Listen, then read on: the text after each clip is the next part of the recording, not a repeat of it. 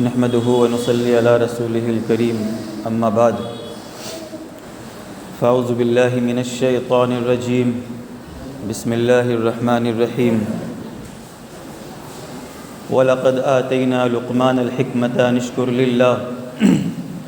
وَمَنْ يَشْكُرْ فَإِنَّمَا يَشْكُرُ لِنَفْسِهِ وَمَنْ كَفَرَ فَإِنَّ اللَّهَ غَنِيٌّ حَمِيدٌ وَإِذْ قَالَ لُقْمَانُ لِابْنِهِ وَهُوَ يَعِظُهُ يَا بُنَيَّ لَا تُشْرِكْ بِاللَّهِ إِنَّ الشِّرْكَ لَظُلْمٌ عَظِيمٌ وَوَصَّيْنَا الْإِنسَانَ بِوَالِدَيْهِ حملته أمه وهنا على وهن وفصاله في عامين أن اشكر لي ولوالديك إلي المصير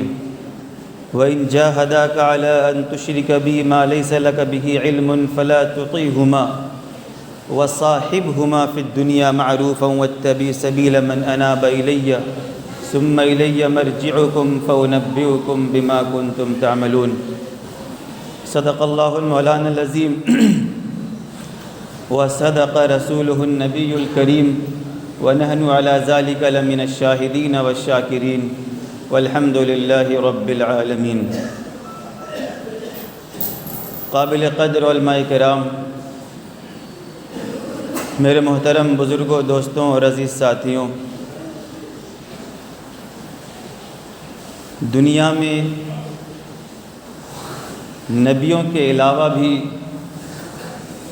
چند شخصیات وہ تھیں جو اللہ اور اس کے رسول کی نگاہ میں وہ بہت اونچے مرتبے والے تھے۔ انہی میں سے ایک حضرت لقمان حکیم بھی تھے، جو میں نے قرآن پاک کی جو آیات تلاوت کی ہیں، اس میں اللہ رب العزت حضرت لقمان حکیم کے سلسلے میں کچھ باتیں اور ان کی جو نصیحتیں اپنی اولاد کو تھیں، اللہ رب العزت نے اس آیت کریمہ میں بیان کیا ہے۔ لقمان حکیم کون تھے؟ ان کے سلسلے میں جمہور کی یہی رائے ہے اور علماء کا اس پر اتفاق ہے کہ یہ حکیم تھے، کوئی نبی نہیں تھے، اور بڑی لمبی عمر پائے تھے۔ حضرت ایک روایت میں یہ ہے کہ حضرت ایوب علیہ السلام کے بھانجے تھے، اور ایک روایت میں ہے کہ وہ حضرت ایوب علیہ السلام کے خالہ زاد بھائی تھے، پست قد کے تھے، ناک بھی دبی ہوئی تھی ان کی، اور حبشی غلام تھے۔ وہ بڑھئی کا کام بھی کیا کرتے تھے، لیکن حکمت سے پر تھے وہ۔ اللہ رب العزت نے حکمت کو ان کے اوپر کھول دیا تھا، بہت ساری حکمتوں سے اللہ رب العزت نے ان کو نوازا تھا۔ حضرت لقمان حکیم کو اللہ رب العزت نے ایک روایت کے مطابق نبوت کا اختیار دیا تھا، یا تو آپ نبوت کو اختیار کر لیں یا حکمت کو اختیار کریں۔ تو انہوں نے حکمت کو اختیار کیا اور نبوت کو انہوں نے چھوڑ دیا۔ لقمان حکیم کے بارے میں حضرت وہب ابن منبہ فرماتے ہیں کہ ان کی حکمت کی تقریباً میں نے 10,000 ابواب پڑھے ہیں، 10,000 باب ہم نے پڑھی ہیں ان کی حکمت کی۔ رات میں جب وہ سوئے اور جب وہ صبح اٹھے ہیں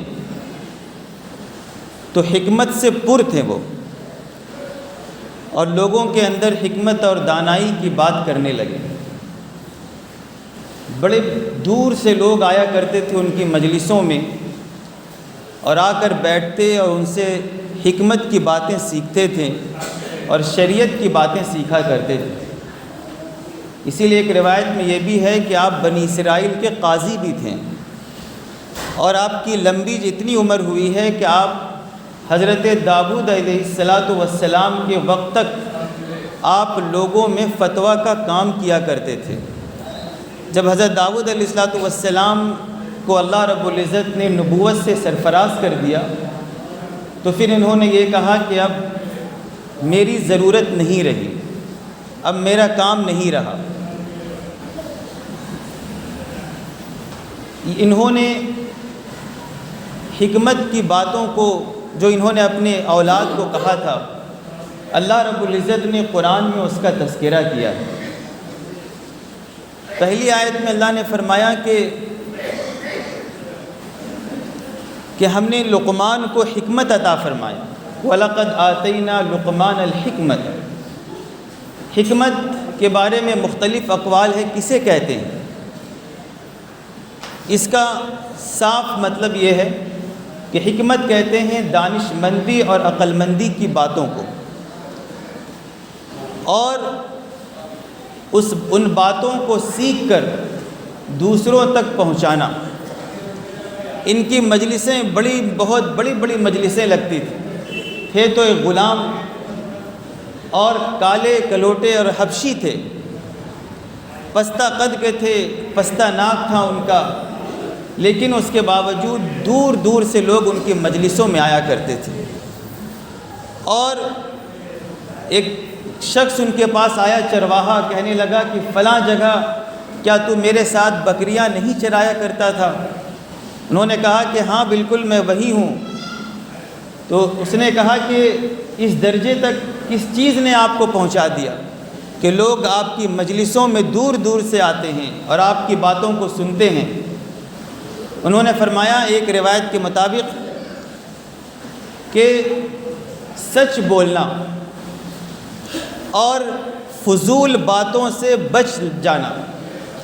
ان دو باتوں کے بنا پر اللہ رب العزت نے مجھے یہ مقام عطا فرمایا۔ اور ایک روایت میں یہ ہے، کسی نے کہا کہ یہ بزرگی اور یہ جو آپ کو منصب اور عہدہ ملا ہے یہ کہاں سے مل گیا اور کیسے ملا آپ کو؟ انہوں نے فرمایا کہ چند باتوں کو تم بھی کر لوگے تو اللہ رب العزت تمہیں بھی بزرگی عطا فرما دیں گے۔ پہلی بات کہ اپنی نگاہ کو پست رکھو، اپنی زبان کو بند رکھو، حلال روزی کھاؤ، اپنے پڑوسی کا خیال کرو، اپنے مہمان کا عزت اور اکرام کرو، اور فضول کام اور فضول کلام دونوں چیزوں سے، فضول باتوں سے بھی اور فضول بیکار کاموں سے بھی اپنے آپ کو تم بچا لو، اور امانت میں خیانت نہ کرو تو اللہ رب العزت تمہیں بھی، اور جو تم عہد کرو اس عہد کو پورا کرو تو اللہ رب العزت تمہیں بھی اس مقام تک پہنچا دیں گے۔ بڑی حکمت کی باتیں تھیں ان کی، چند حکمت کی باتیں اللہ رب العزت نے انہی کے نام سے موسوم ایک پوری سورت کو اتار دیا۔ اللہ رب العزت نے پوری سورت کو، اور اس میں یہ کہا کہ ہم نے لقمان کو حکمت عطا فرمایا اور ان کو حکم دیا کہ میرا شکر ادا کرو۔ وَلَقَدْ آتَيْنَا لُقْمَانَ الْحِكْمَةَ أَنِ اشْكُرْ لِلَّهِ، کہ وہ اللہ کا شکر ادا کرے۔ پھر آگے جو خطاب ہے وہ عام انسانوں کو خطاب ہے، وَمَنْ يَشْكُرْ فَإِنَّمَا يَشْكُرُ لِنَفْسِهِ، جو شخص اللہ کی نعمتوں کا شکر ادا کرتا ہے تو وہ اپنی ذات کی نفع کے لیے اللہ کا شکر ادا کرتا ہے۔ وَمَنْ يَشْكُرْ فَإِنَّمَا يَشْكُرُ لِنَفْسِهِ، جو شخص شکر ادا کرتا ہے نعمتوں پر، کھانے پینے پر، لباس پر اور گھر پر، اور اللہ رب العزت نے صحت کی نعمتوں سے نوازا، مال و دولت کی نعمتوں سے نوازا، علم کی دولت سے نوازا، عہدہ اور منصب کی دولت سے نوازا، یعنی جو بھی نعمتیں ہو سکتی ہیں، اور سب سے بڑھ کر ایمان کی دولت سے نوازا، تو جو شخص اللہ کی نعمتوں پر شکر ادا کرتا ہے تو یہ اس کی ذات کے لیے نفع کا باعث ہوگا یہ، کیونکہ اللہ نے قرآن میں فرمایا دوسری جگہ میں لئن شکرتم لازیدنکم، اگر تم میری نعمتوں کا شکر ادا کرو گے تو میں ضرور بالضرور تمہاری نعمتوں میں زیادتی کروں گا، تمہاری نعمتوں میں برکت عطا فرماؤں گا۔ ومن کفر فإن اللہ غنی حمید، پھر اللہ نے فرمایا کہ جو شخص ناشکری کرتا ہے تو اللہ رب العزت بے نیاز ہے اور تمام تعریفوں کے قابل اسی کی ذات ہے، سارے حمد سب اللہ کے لیے ہے۔ تو جو ناشکری کرے گا اللہ کو کوئی پرواہ نہیں، ساری دنیا کی انسانیت اور سارے جنات مل کر بھی بیک وقت اللہ رب العزت کی نافرمانی پر آ جائیں اور سارے لوگ اللہ کی نافرمانی میں آ جائے تو اللہ کی شان میں ذرہ برابر بھی کمی نہیں ہوگی، وہ تمام چیزوں سے بے نیاز ہے۔ وہ ومن کفر فإن اللہ غنی، وہ بے نیاز ہے، اور سارے لوگ، ساری انسانیت اور مخلوق جناتوں میں سے تمام جنات یہ سب کے سب سجدے میں گر پڑے اور اللہ کی اطاعت پر آ جائیں تو اللہ کی علو شان میں ذرہ برابر بھی بڑھوتری نہیں ہوگی، چونکہ اللہ رب العزت کی شان پہلے ہی سے بڑی ہے۔ ومن کفر، تو جو شخص ناشکری کرے گا تو اللہ رب العزت اس سے بے نیاز ہے۔ اب آگے اللہ رب العزت حضرت لقمان حکیم کی نصیحتوں کو تذکرہ کر رہے ہیں، اور سب سے پہلی جو نصیحت حضرت لقمان حکیم کی تھی وہ اسلام کی بنیاد ہی تھی۔ وہ انہوں نے فرمایا وَإِذْ قَالَ لُقْمَانُ لِابْنِهِ وَهُوَ يَعِظُهُ يَا بُنَيَّ لَا تُشْرِكْ بِاللَّهِ إِنَّ الشِّرْكَ لَظُلْمٌ عَظِيمٌ۔ اللہ تو سارے گناہوں کو معاف فرما دیں گے، چاہیں گے اللہ تو، لیکن کوئی اگر اللہ کے ساتھ کسی کو شریک کرتا ہے، شرک کرتا ہے، اللہ کی الوہیت میں، اللہ کی ذات میں، اللہ کی صفات میں اگر کسی کو شریک کرتا ہے تو اللہ رب العزت کو یہ چیزیں برداشت نہیں ہیں، بالکل برداشت نہیں ہیں۔ اسی لیے اللہ نے قرآن میں فرمایا ان اللہ لا یغفر ان یشرک بہ ویغفر ما دون ذلک لمن یشاء، کہ شرک کے علاوہ جتنے بھی گناہ ہیں اگر اللہ رب العزت چاہیں گے تو اسے معاف فرما دیں گے، لیکن شرک اس کو معاف نہیں کریں گے۔ اسی لیے لقمان حکیم نے اپنے بیٹے کو جو سب سے پہلی نصیحت کرتے ہوئے فرمایا کہ یا بنیا، اے میرے بیٹے، لا تشرک باللہ، اللہ کے ساتھ کسی کو شریک نہ کرنا، ان الشرک لظلم عظیم، یہ شرک تو بہت بڑا ظلم ہے، یہ ظلم عظیم ہے کہ تم اپنے خالق کے علاوہ کسی اور کو اپنا معبود بنا لو۔ اپنے مالک اور اپنے رب جو تمہیں رزق دیتا ہے، جو موت اور حیات جس کے قبضہ قدرت میں ہے، جو ساری دنیا کو پیدا کرنے والا ہے، ایک ذرات کا علم اسے ہے، تم اسے چھوڑ کر کسی اور کی عبادت میں لگ جاؤ یا اس کی عبادت کرتے ہوئے کسی اور کی عبادت کرو، کسی اور کو اپنا معبود بنا لو۔ کفار و مشرکین کا عقیدہ تھا کہ اللہ رب العزت آسمانوں سے پانی کو نازل کرتے ہیں، ان کا عقیدہ تھا، لیکن پھر بھی ان کا عقیدہ یہ تھا اس کے ساتھ ساتھ کہ یہ جو بت ہیں یہ ہمیں رزق دیتے ہیں، یہ ہمارے ساتھ اچھا معاملہ کرتے ہیں، یہ دوسرے چیزیں ہیں، یہ بیماری سے شفا دیتے ہیں۔ تو ان کا بھی عقیدہ تھا کہ آسمان اور زمین کو پیدا کرنے والے اللہ ہیں۔ وَلَئِن سَأَلْتَهُمْ مَنْ خَلَقَ السَّمَاوَاتِ وَالْأَرْضِ لَيَقُولُنَّ اللَّهُ، اگر آپ ان سے سوال کریں گے کہ آسمانوں اور زمین کو پیدا کرنے والے کون ہیں، تو یہ کہیں گے کہ اللہ ہی پیدا کرنے والے ہیں۔ لیکن اس کے باوجود اللہ کے ساتھ یہ لوگ اپنے معبودوں کو اللہ کا شریک ٹھہراتے تھے۔ اللہ کو یہ بات بالکل ناپسند ہے۔ ان الشرک لظلم عظیم، کہ یہ شرک ایک بہت بڑا ظلم ہے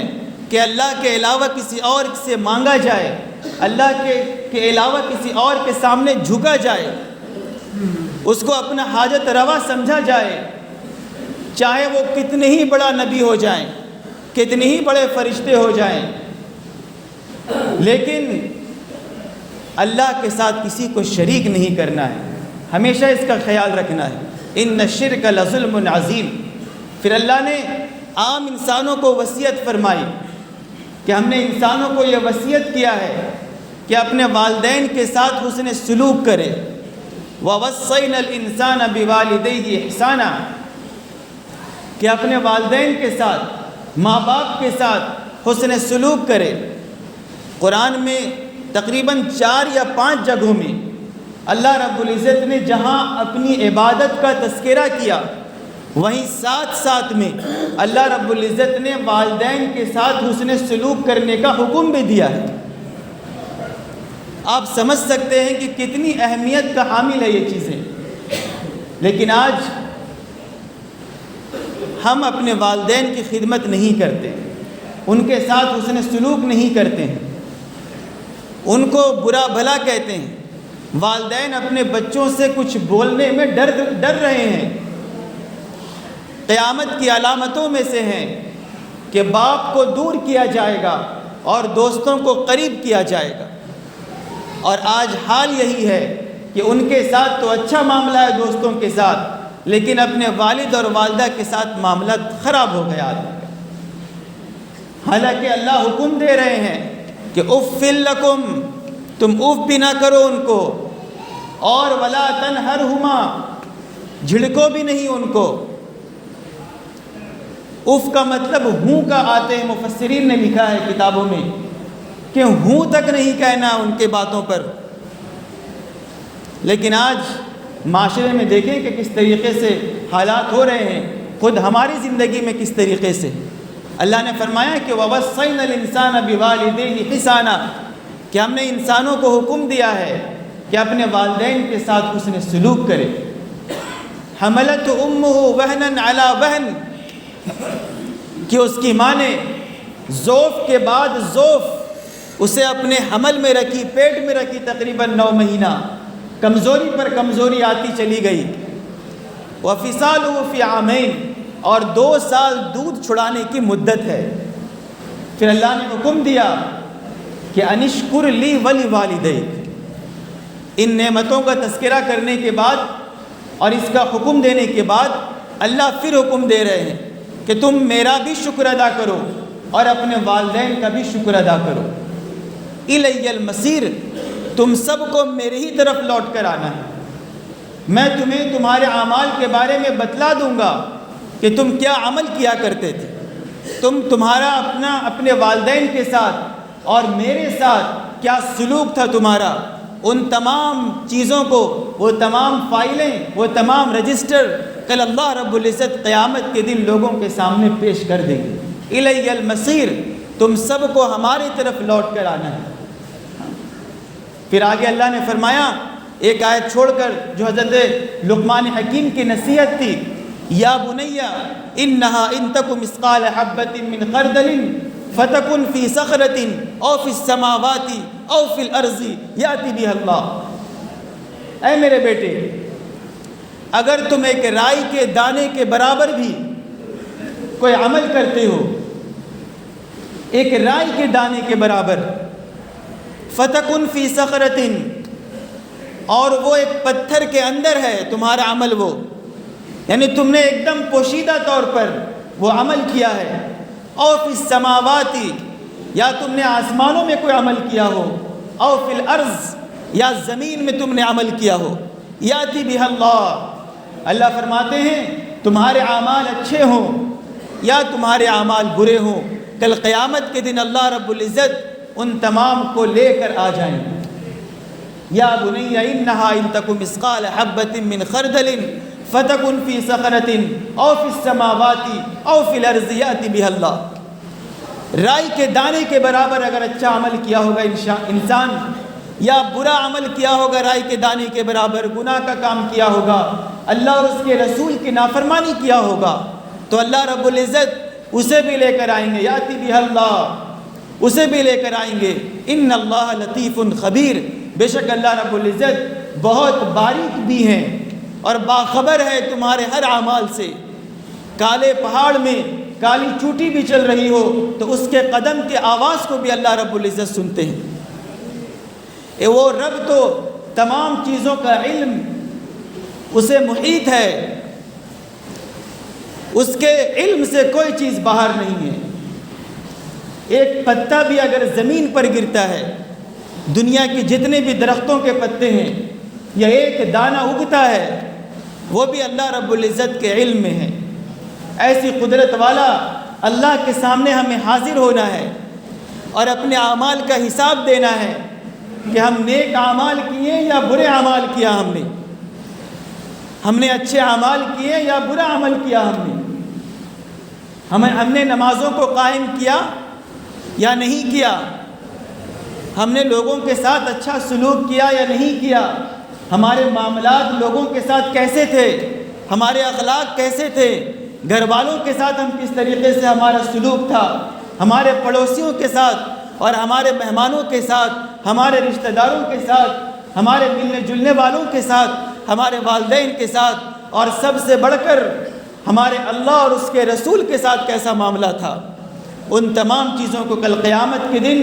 اللہ رب العزت لے کر آئیں گے، یاتی بہا اللہ، ان تمام چیزوں کو لے کر آئیں گے اور پوچھیں گے، تم سے سوال کریں گے کہ بتاؤ تم نے اپنی جوانی کو کہاں گزارا، بتاؤ تم نے اپنی عمروں کو کہاں گزارا،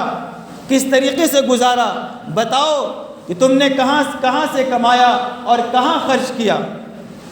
یہ سوالات ہوں گے ہم سے، یہ کوئی معمولی بات نہیں ہے۔ یہ شریعت، یہ دین اسلام، یہ ہمیں جو زندگی ملی ہے، یہ کوئی تماشا نہیں ہے، یہ لہو و لعب نہیں ہے کہ ہم اس میں پڑھ کر اپنی آخرت سے ہم غفلت میں پڑ جائیں، اپنی آخرت کو ہم چھوڑ دیں، یہ اس کے لیے نہیں ہے۔ یاد رکھیں، ہمیں کل قیامت کے دن اللہ رب العزت کے سامنے حاضر ہونا ہے، اپنے زندگی کا اعمال کا ہمیں جواب دینا ہے۔ ایک ایک ذرہ کے برابر بھی کوئی نیک عمل یا برا عمل کیے ہوں گے، ان تمام سوالوں کا جواب دینا ہے۔ دعا کیجئے کہ اللہ رب العزت ہمیں ان باتوں پر عمل کرنے کی توفیق عطا فرمائے۔ وآخر دعوانا الحمدللہ رب العالمین۔ جو حضرات سنت نہیں پڑھے ہیں وہ سنت ادا کر لے۔